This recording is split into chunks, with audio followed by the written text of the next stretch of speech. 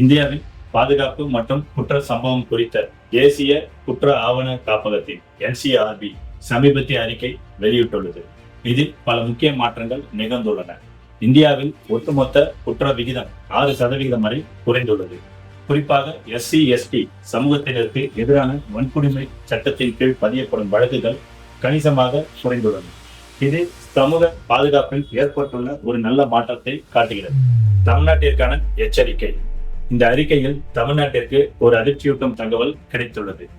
போதைப் பொருள் அதீத பயன்பாட்டினால் ஏற்படும் மரணங்கள், ட்ரக் ஓவர்டோஸ் டெத், தமிழ்நாடு இந்தியாவில் முதலிடத்தில் உள்ளது. இது போதைப் பொருள் பாதிப்பிற்கு பெயர் பெற்ற பஞ்சாப் மாநிலத்தை விடவும் அதிகமாக இருப்பது கவலை அளிக்கும் விஷயமாகும். சமூக விழிப்புணர்வு அவசியம். இந்தியாவில் குற்றங்கள் குறைந்தாலும் போதைப் பொருள் கலாச்சாரம் நம் மாநிலத்தில் இளைஞர்களின் வாழ்வை பாதிப்பது வேதனை அளிக்கிறது. ஆளுகின்ற அரசாங்கம் கடுமையான சட்டங்களாலும் மறுவாழ்வு மையங்களாலும் இதனை கட்டுக்குள் கொண்டு வர வேண்டும்.